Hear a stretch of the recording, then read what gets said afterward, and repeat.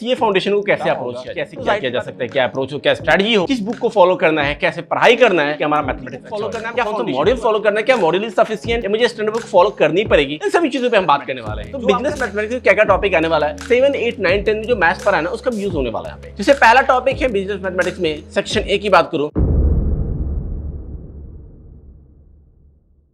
So hello my dear students, my friends, my brother, how are you. उम्मीद करता हूं आप अच्छे होंगे, जहां भी होंगे तंदुरुस्त होंगे, अपनी पढ़ाई अच्छे से कर रहे होंगे। सो चलिए शुरू करते हैं आपके प्यारे से चैनल गाइडर भैया पे। और आज का टॉपिक है सीए फाउंडेशन मैथमेटिक्स को कैसे स्ट्रॉन्ग करें। बहुत सारे ऐसे बच्चे, कुछ बच्चों के कमेंट्स आए हैं, कुछ बच्चे हमसे मिलके बोले हैं कि सर सीए फाउंडेशन को कैसे अप्रोच किया जाए। तो जाहिर सी बात है कुछ बच्चे लखनऊ या कुछ कानपुर, कुछ दिल्ली, कुछ मुंबई में। यूट्यूब एक ऐसा प्लेटफॉर्म है जहाँ पे मैं बता पाऊंगा कैसे क्या किया जा सकता है, क्या अप्रोच हो, क्या स्ट्रेटजी हो, किस बुक को फॉलो करना है, कैसे पढ़ाई करना है कि हमारा मैथमेटिक्स अच्छा हो जाए, क्या फाउंडेशन को अप्रोच करना है, क्या फाउंडेशन में क्या क्या टॉपिक इंपॉर्टेंट हो सकते हैं, सभी चीजों पे बात करने वाले हैं आज हम। तो सबसे पहले मैं बेसिक आइडिया दे दूं सीए क्या होता है। चार्टर्ड अकाउंटेंट की एग्जाम होते हैं, 3 स्टेज में होते हैं, CPT, IPCC and final. CPT में मैथमेटिक्स आती है। तो बेटा एक चीज मैं क्लियर कर दूं पहले कि मैथमेटिक्स जो आती है सीपीटी में, सीए फाउंडेशन में, वो बहुत ज्यादा हार्ड नहीं होती, कंसेप्चुअल होती है। सपोज कि डिफरेंशिएशन करना है या इंटीग्रेशन करना है हमको x की पावर n का, तो सिंपल सा होगा x³ + 3x² + 5x से दे दिया, उसका इंटीग्रेट कीजिए। तो सिंपल फार्मूला में अप्लाई करना है, जैसे x पावर n का फार्मूला यूज हो जाएगा xn + 1/n+1। सिंपल है ना, प्लस सी कर देते, कांस्टेंट ऐड कर देते। तो सिंपल है कि हमें अप्रोच कैसे करना है, हमें कौन सी बुक फॉलो करना है, कौन सा मॉड्यूल फॉलो करना है, क्या मॉड्यूल इज सफिशिएंट, मुझे स्टैंडर्ड बुक फॉलो करनी पड़ेगी, इन सभी चीजों पे हम बात करने वाले हैं। जो आपका सेक्शन ए होगा वो बिजनेस मैथमेटिक्स होगा। तो बिजनेस मैथमेटिक्स में क्या क्या टॉपिक आने वाला है, 7, 8, 9, 10 में जो मैथ्स पर है ना उसका यूज होने वाला है यहाँ पे। जैसे पहला टॉपिक है बिजनेस मैथमेटिक्स में सेक्शन ए की बात करूं तो रेशियो एंड प्रोपोर्शन। यार तो सिंपल सी बात है, रेशियो 6 और 8 में आपने पढ़ा होगा रेशियो एंड प्रोपोर्शन। तो बेसिक उसका अंडरस्टैंडिंग होना चाहिए, बेसिक अंडरस्टैंडिंग, और उसी पे क्वेश्चन आता है। दूसरी टॉपिक आती है लॉगरिथम। लॉगरिथम क्या होता है, सिंपल सी बात है, उसका बेसिक आपको फॉर्मूला पता होना चाहिए। लॉग का बेस क्या होता है, पावर क्या होता है, बेस 10 पे कैसे निकालते हैं, तो बेसिक आइडिया होना चाहिए। वो भी अप टू 10th 11th का ही टॉपिक है। उसकी बात करें हम इक्वेशन एंड मैट्रिसेस। इक्वेशन को सॉल्व करना सबको आता है, मैट्रिसेस में इक्वेशन को सॉल्व कैसे करते हैं। तो 12th के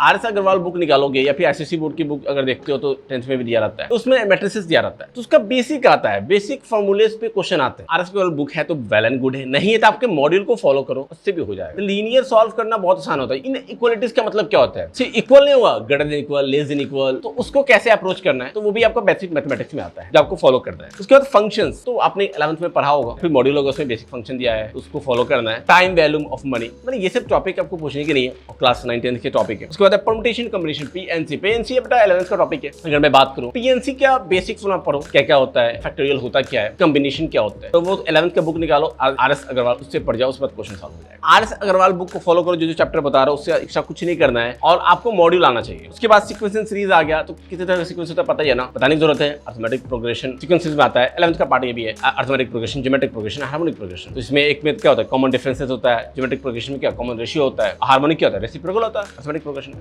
ठीक है। तो सिंपल सी बात है, ये भी आरएस अग्रवाल से टैकल कर जाओगे। तो बेसिक चीजें आपको अंडरस्टैंडिंग बनानी है। उसके बाद सेट्स, रिलेशन, फंक्शन, या पहला चैप्टर है 11th, basic application of differential and integral calculations, calculus बोल सकते हो, ठीक है ना। डिफरेंशिएशन का समझो, मतलब डिफरेंशिएट करना मतलब घटाना, इंटीग्रेट का मतलब जोड़ना। ये 11th का चैप्टर बोल सकते हो कि लिमिट्स। अगर जब चैप्टर 11th की बुक निकालोगे एनसीईआरटी या आरएस अग्रवाल ना, तो लास्ट में दिया होगा लिमिट्स, बट डिफरेंशिएशन, ठीक है। डिफरेंशिएशन का मतलब क्या होता है, उसमें जस्ट उसके वैल्यू दिया, जैसे dy/dx ऐसे निकालते हैं ना, उस सब दिया। तो उसका क्वेश्चन अगर सॉल्व करते हो ना फॉर्मूले से, कर ले जाओगे। सपोज कि x पावर n है, मैंने पहले क्या बताया, इंटीग्रेशन। तो x पावर n का अगर डिफरेंशिएशन निकालते हैं, क्या nx n-1 हो जाएगा। फिर जो पावर होगी उसको पहले लिखेंगे, उसके बाद x लिखेंगे, जो पावर होगी उसको 1 से माइनस कर देंगे, तो डिफरेंशिएशन हो गया उस वैल्यू का। बहुत सारी चीजें होती है, डिफरेंशिएशन ऑफ x तो ठीक है 1 हो सकता है, बट कांस्टेंट का हमेशा 0 होता है, बट इंटीग्रेशन में ऐड हो रहा है x हो जाएगा। और डिफरेंशिएशन में 11th का बुक, इंटीग्रेशन में 12th का बुक। मतलब आपके पास अगर एनसीईआरटी 11, 12 की है तो जो टॉपिक मैं बताया वो टैकल हो जाएगा बड़े आसानी से, बट पढ़ना होगा आपको, ठीक है ना। तो पढ़ना तो हो गई, इसके बिना तो कुछ हो ही नहीं सकता, करेक्ट है ना। अब सेक्शन ए में कुछ और टॉपिक है, इंटीग्रल वैल्यू हो गया, ये क्लियर हो गया। अब आते हैं सेक्शन बी में, तो लॉजिकल रीजनिंग, डिकोडिंग, कोडिंग। जैसे क्या डिकोडिंग कोडिंग क्या होता है, जैसे एप्पल हुआ, सपोज कि APPLE एप्पल, ए से 1 स्टार्ट होता है, डबल पी है, LE से क्या होगा, मैंने नंबरिंग। तो एक काम कर लो, ए से जेड तक लिखो, उसके साथ नीचे लिखो नंबरिंग, A1 2 3 4 5 6, ऐसा पता चलेगा कौन सा लेटर किस नंबर पे आ रहा है। उसके बाद ये क्वेश्चन आसानी से सॉल्व कर पाओगे। तो एक तो अगर डिकोडिंग, कोडिंग, सीटिंग अरेंजमेंट, तो यहाँ परम्यूटेशन जो कॉम्बिनेशन चैप्टर पढ़ोगे ना, तो उसका यूज होगा। ब्लड रिलेशंस, आपने बहुत देखा होगा कि अगर मेरे पापा के वो पापा के चाचा के ये हुए तो उनके वो क्या होंगे, ऐसा सुना होगा ना। तो ब्लड रिलेशन का कंसेप्ट कैसे क्लियर होगा, तो आपको प्रैक्टिस करना होगा। आप क्वेश्चन प्रैक्टिस करोगे तो हो जाएगा। उसके बाद है डायरेक्शन टेस्ट, तो बेसिक है, चीजें कर लेंगे। नंबर सीरीज है, चीजें कोडिंग डिकोडिंग बताई दिया है, ठीक है। तो ये चीज हुआ। अब पार्ट सी की बात करते हैं, statics, statistical and description of data, data handling, data का बेसिक चीजें है, प्रोबेबिलिटी। अब देखना बेटा कि प्रोबेबिलिटी ना और पीएनसी का एक अच्छा क्वेश्चन बनता है, आपको दोनों कंसेप्ट आ जाएगा ना, तब अच्छे से कर ले जाओगे। थ्योरेटिकल डिस्ट्रीब्यूशन का बेसिक कंसेप्ट आना चाहिए आपको, correlation and regression, index numbers and basic चीजें। तो ये सब सिलेबस है बेटा। अब बेसिक मुद्दा क्या होता है ना कि हमें सिलेबस तो हमें पता हो गया, हमें ये भी पता हुआ, तो क्या कोई ऐसी एक बुक है जिसे हम फॉलो करके कर लेंगे? ट्रस्ट मी, मैं जो बोलने वाला हूँ ना उस पर ध्यान रखना। अगर आपके पास RS अग्रवाल बुक है तो वेल एंड गुड, बहुत अच्छी बात है। अगर नहीं है तो किसी भी बुक से आप पढ़ाई कर रहे हो, कोई ऑब्वियस सीए की तैयारी करो तो मॉड्यूल फॉलो कर रहे हो, किसी कोचिंग में एडमिशन लिया होगा आपने, उस कोचिंग के मॉड्यूल को अगर फॉलो कर लोगे ना यार तो हो जाएगा। एक आध कोचिंग पुणे में है, दिल्ली में है, क्योंकि जो मॉड्यूल वो बनाते हैं ना सीए के लिए, मैथमेटिक्स एंड ऑल सब्जेक्ट के लिए, वो इतने ही बनाते हैं जो सफिशिएंट होगा। अब बच्चे उसे कर ले जाएंगे, मैंने सिलेबस को टैकल करने का, तो आप टारगेट बनाओ कि इस दिन में ये चैप्टर पढ़ेंगे, इतने क्वेश्चन लगाएंगे, लेवल ऑफ क्वेश्चन लगाएंगे, ऐसे कर सकते। अब एक चीज आती है ध्यान में, सर मैथमेटिक्स हमें मजा ही नहीं आता सॉल्व करने में। ऐसा होता है ना, क्योंकि जो बच्चे का एटीट्यूड रटने वाला है ना, रटिफिकेशन या रिमेम्बरिंग का है ना, उनको मैथमेटिक्स समझ में नहीं आएगी। रीजन ऑफ दैट कि वो समझना ही नहीं चाहते। हमें स्विमिंग पूल में नहाने का शौक है, हम कूदना ही नहीं चाहते, तो नहा पाएंगे क्या यार? सिंपल सी बात है ना। अगर हम स्विमिंग पूल में नहाना चाहते हैं तो हमें कूदना पड़ेगा, फिर उसके बाद हाथ पैर मारना पड़ेगा, तभी तो स्विमिंग सीखेंगे ना। एज सेम एज मैथमेटिक्स को सीखना है तो आपको बुक उठा के सॉल्व करना पड़ेगा। बहुत सारे क्वेश्चन ऐसे होंगे जो आप नहीं कर पाओगे, बट उसको 1 time 2 times 3 times 4 times try करना होगा, तो पता चलेगा अब क्या दिक्कतें आ रही है।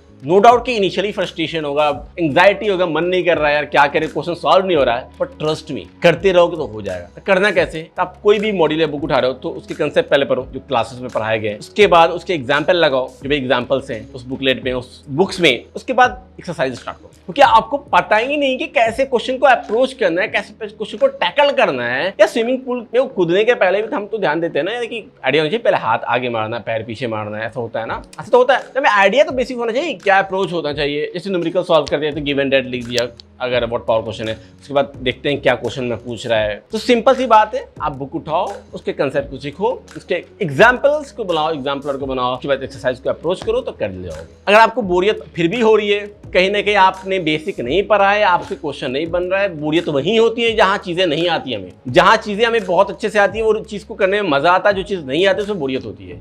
और जो चीज नहीं आ रही है वही चैलेंजिंग आपके लाइफ में है, उसको अगर नहीं सीख पा रहे हो तो लाइफ में आप ग्रो नहीं कर पा रहे हो। तो आपको ग्रो करना है, आपको आगे जाना है, एक स्टेप औरों से आगे जाना है, तो आपको पढ़ना पड़ेगा। क्योंकि आप सीए की तैयारी करो, इंडिया में लाखों बच्चे सीए की तैयारी कर रहे हैं, तो आप याद करो कि आप यहाँ हो कहीं और होंगे, आपसे 4 स्टेप ज्यादा पढ़ रहे हैं।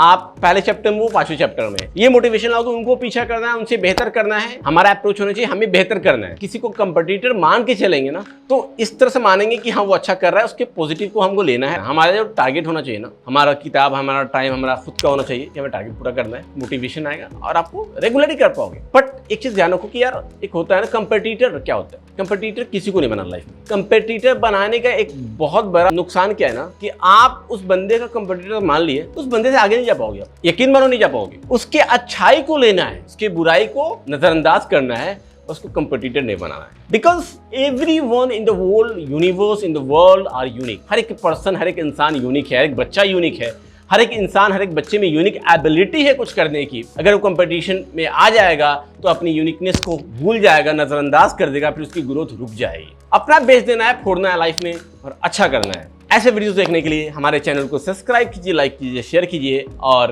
अगर आप चाहते हैं ऐसी कोई और टॉपिक पे वीडियोस तो कमेंट बॉक्स में कमेंट करें और इंस्टाग्राम पे मुझे फॉलो कर सकते हैं, वहाँ मैसेज कर सकते हैं, मैं रिप्लाई दूंगा आप लोगों को।